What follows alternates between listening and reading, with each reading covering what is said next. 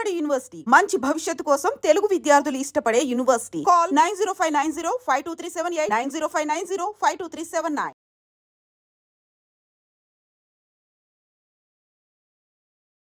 Betting apps ఇది ఇప్పుడు trending అన్నట్టు. దేంట్లో ప్రాణాలు పోతున్నాయి నాయనా అని ఒకవైపు, తర్వాత ఈ సెలబ్రిటీల లిస్టు రోజుకో లిస్టు బయటకు వస్తుంది అదొకటి, తర్వాత ఇప్పుడు ప్రభుత్వం కూడా దీన్ని సీరియస్గా తీసుకోబోతోంది. మేబీ సిబిఐ కూడా ఎంటర్ అవ్వచ్చు ఈ బెట్టింగ్ యాప్స్ని, అంత సీరియస్గా తీసుకుంది సర్కార్ అనేటువంటిది చెప్తున్నారు. నిజంగా తీసుకోవాల్సిందే, నిజంగా ఎంటర్ కావాల్సిందే. ఈడీ ఎంటర్ అవుతుంది అని మొన్నటి వరకు వార్తలు వచ్చినాయి. ఇప్పుడు సిబిఐ ఎంటర్ అవుతుంది అంటున్నారు. పారదర్శకంగా దీని మీద పూర్తిగా విచారణ జరగాల్సిందే. ఇందులో హవాలా డబ్బు ఉందంటున్నారు, చైనా నుంచి ఇది ఆపరేట్ అవుతుందంటున్నారు, ఏందో అసలు రకరకాలుగా చెప్తున్నారు. అది ఏదన్నా కావచ్చు గాక దీని మీద విచారణ అయితే జరగాల్సిందే. ఎందుకంటే ఎన్ని ఇన్సిడెంట్స్ చూడాలి, ఇంకెంతమంది చనిపోవాలి, అర్థం కాని పరిస్థితి ఉంది. ఒక్కసారి చూడండి పాపం, ఇది ఎంత దారుణమైన సంఘటన అంటే మేడ్చల్లో జరిగింది. ఇది మేడ్చల్ ప్రాంతానికి చెందిన సోమేష్ గత కొన్ని సంవత్సరాలుగా ఈ బెట్టింగ్స్కు బానిస అయ్యాడు. సంవత్సరాలుగా బెట్టింగ్కి బానిస అయ్యాడు. ఐపీఎల్ మ్యాచ్లు స్టార్ట్ అవ్వడంతో ఎలాగైనా డబ్బులు దక్కించుకోవాలని బయట నుంచి దాదాపు 2 లక్షల రూపాయల వరకు తీసుకొచ్చి బెట్టింగ్స్లో పెట్టాడు. అసలు ఐపీఎల్ పాజిటివ్ కంటే చాలామంది ఐపీఎల్ ఫ్యాన్స్ ఉన్నారు. నిజంగా బాధపడతారేమో ఈ వార్తను చూసిన తర్వాత. చూడండి, ఆనందించండి, నో ప్రాబ్లం ఎట్ ఆల్. కానీ ఈ బెట్టింగ్ జోలికి పోవడమేంది? అది కూడా నిన్న మొన్న ఒక వార్త వచ్చింది. బస్ డ్రైవ్ చేస్తూ ఐపీఎల్ మ్యాచ్ చూస్తున్నాడు సెల్ ఫోన్లా పెట్టుకొని. ఇదెంత డేంజరు? అసలు కొన్ని వార్తలు అయితే నిజంగా ఆశ్చర్యం వేస్తుంది, ఆ తర్వాత భయం కూడా వేస్తుంది. ఇట్లా ఐపీఎల్ మ్యాచ్ల మీద బెట్టింగ్ ఇది అందరికీ తెలిసిందే. చాలామంది ఐపీఎల్ మ్యాచ్ అనగానే ఎప్పుడెప్పుడు వస్తుందా అని వెయిట్ చేస్తూ ఉంటారు. అదేదో జూదం లెక్కనే అన్నట్టు ఇదిగా. ఇతను కూడా పాపం సేమ్ అదే జరిగింది.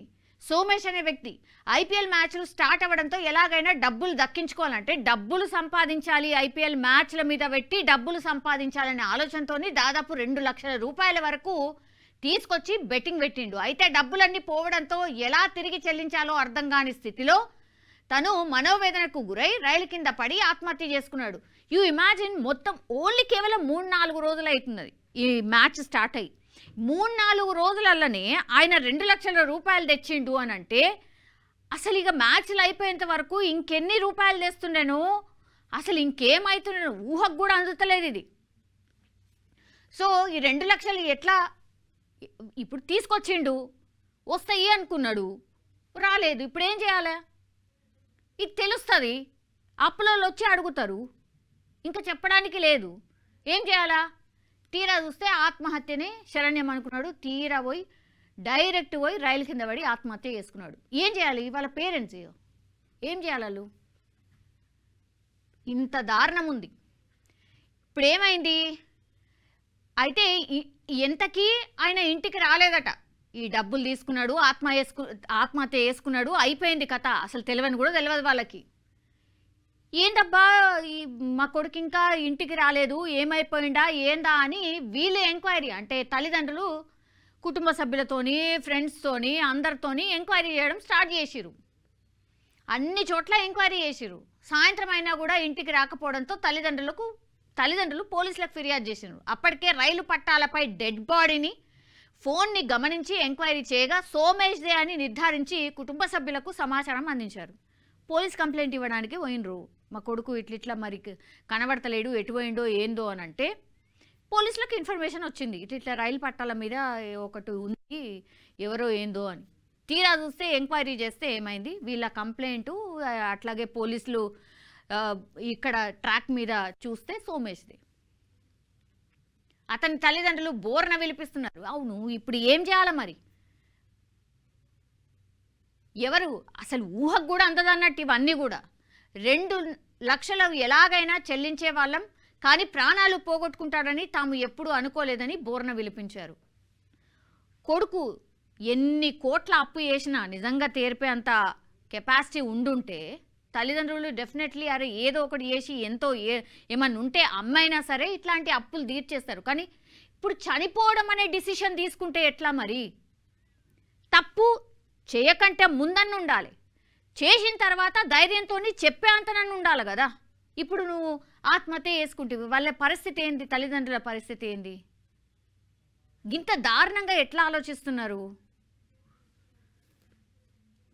గతంలో కూడా గేమ్స్ ఆడుతూ ఉండే కానీ డబ్బులు పెట్టి ఆడుతున్నాడని ఎప్పుడు కూడా అనుకోలేదని కుటుంబ సభ్యులు చెప్తున్నారు. ఎగ్జాక్ట్లీ పిల్లలు వాళ్ళ ఫోన్లలో అసలు వాళ్ళు ఏం చేస్తున్నారో చాలామంది తల్లిదండ్రులకు అసలు తెలియదు.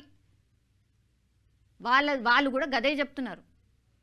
ఆడుతుండే ఇప్పుడు సెల్ ఫోన్లలో ఎవరైనా సరే గేమ్స్ ఆడుతున్నారు అని మనకు కూడా చూస్తాము, కనిపిస్తుంది. డబ్బులు పెట్టి ఆడుతున్నాడు అని తల్లిదండ్రులకు ఇట్లా తెలియనటువంటి సందర్భాలు ఇంకా ఉన్నాయి. ఇది ఒక్కటే కేసు బయటపడ్డది కానీ చాలా లెక్కలేనన్ని. అదే కదా ఇప్పుడు బాధ. ఇప్పుడు పోలీసులకి ఇట్లా బెట్టింగ్ యాప్స్కి సంబంధించి మేం మోసపోయినామని ఎంతమంది వస్తున్నారో ఆ లెక్క అసలు చెప్పడానికి కూడా లేదట. అంతమంది ఇట్లా బెట్టింగ్ యాప్స్ ద్వారా మా పైసలు పోయినాయి అని పోలీస్ స్టేషన్లో వచ్చి ఫిర్యాదు చేస్తున్నారట. అయ్యో ఈ యాప్లు ఆడినాం మాకు ఇన్ని పోయినాయి, ఈ యాప్లు ఆడినాం ఇన్ని పోయినాయి. ఇట్లాంటి కోకొల్లలు కాదు కుప్పలు తెప్పలు వస్తున్నాయట. ఏం చేయాలి?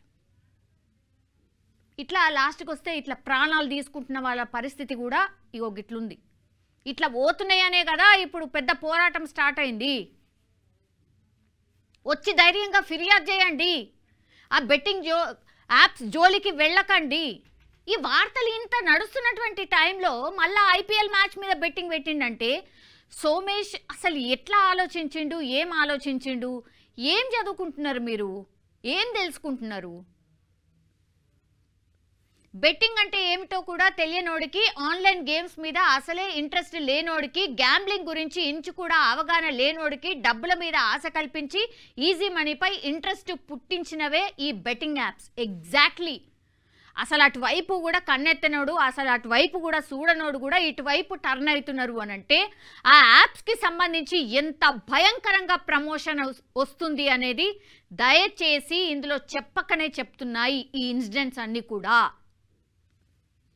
సెలబ్రిటీలు, యూట్యూబర్స్, ఇన్ఫ్లుయెన్సర్ల మాటల్ని గుడ్డిగా నమ్మి అడ్డంగా బుక్ అయిపోయిన వాళ్ళు లెక్కలేనని సంఖ్యలో ఉన్నారు. వాళ్ళు పోగొట్టుకున్న డబ్బులకు లెక్కలేదు, వాళ్ళు కోల్పోయిన జీవితాలకు విలువ కట్టగలమా? వాళ్ళ నష్టాన్ని ఈ సెలబ్రిటీలు, ఇన్ఫ్లుయెన్సర్స్ పూడ్చగలరా? ఇది అతిపెద్ద ప్రశ్న. ఇప్పుడు చాలామంది అడుగుతున్నటువంటి క్వశ్చన్ కూడా అదే. మా జీవితాలతోని ఆడుకొని ఒక రకంగా పూర్తిగా ఇగో ఇట్లాంటి తల్లిదండ్రుల పరిస్థితి ఇంత దారుణంగా ఇట్లా అవ్వడానికి కారణం కూడా ఈ బెట్టింగ్ యాప్స్, వీటిని ప్రమోట్ చేసినటువంటి సెలబ్రిటీస్. మీరు ఎంతో కొంత డెఫినెట్లీ మీరు తీసుకునే ప్రమోషన్ చేసి ఉంటారు. కానీ వీళ్ళ కన్నీళ్లకు, వీళ్ళ జీవితాలు కోల్పోయిన వాళ్ళకి ఏం ఆన్సర్ చెప్తారు? ఇప్పుడు ఇన్ఫ్లుయెన్సర్స్ అయినా ఎవరైనా సరే కేసులు అయితే కోట్ల చుట్టూ తిరుగుతారు. అదంతా కాదు. మనకు కూడా ఒకటి ఉండాలి కదా, మానవత్వం అనేది కొంతనన్ను ఉండాలి కదా. అది ఉంటే అసలు వీటి జోలికే ఓం కదా. ఎన్నేండ్ల నుంచో జరుగుతున్నది, ఇప్పుడు యాక్షన్ స్టార్ట్ అయింది. ఎప్పుడో జరగాల్సింది యాక్చువల్లీ. మన దగ్గర అసలు ఈ యాప్స్ నిషేధం అయినా సరే విచ్చల విడిగా ఈ యాప్స్ రోజుకొకటి తీరుగా పుట్టుకొచ్చినాయి. దీని మీద పెద్ద హవాలా డబ్బున్నది అంటున్నారు. తర్వాత ఎవరెవరు ఉన్నారో, ఎవరి హస్తం ఉన్నదో, రోజుకి ఎన్ని కోట్లు చేతులు మారిందో అసలు ఇక లెక్క కూడా లేదు. కనీస అవగాహన లేకుండా ఇన్ఫ్లుయెన్సర్స్ కానీ లేకపోతే సెలబ్రిటీస్ కానీ యాప్స్ని ప్రమోట్ చేసిండ్రు. ఇప్పుడు జీవితాలు ఆగమైపోతున్న పరిస్థితి కనిపిస్తోంది. కానీ ఒక అడుగైతే పడింది. నిజంగా ఇదైతే కొంత సంతోషించాల్సిందే. ఒక అడుగైతే డెఫినెట్లీ పడ్డది. ఈ బెట్టింగ్ యాప్స్ కావచ్చు, గేమింగ్ యాప్స్ కావచ్చు, లేకపోతే ఈ ఐపీఎల్ బెట్టింగ్ కావచ్చు, ఇక రకరకాల యాప్స్. ఈ యాప్స్ అసలు ఏడ కూడా కనబడద్దు, ఎక్కడ కూడా కనబడద్దు. మొత్తంగా కూడా ఎట్లా అంటే ఇక బెట్టింగ్ అనే పదం వింటేనే భయపడేలాగా చట్టాలు తేవాలి, అట్లాగే చర్యలు కూడా ఉండాలి. ఇది ఎవరైనా సరే ఇప్పుడు ఈ ఇన్సిడెంట్స్ చూసిన వాళ్ళు ఎవరైనా సరే రెస్పాండ్ అవుతున్న విధానం ఇది. సో దయచేసి దీన్ని చాలా సీరియస్గా తీసుకోండి.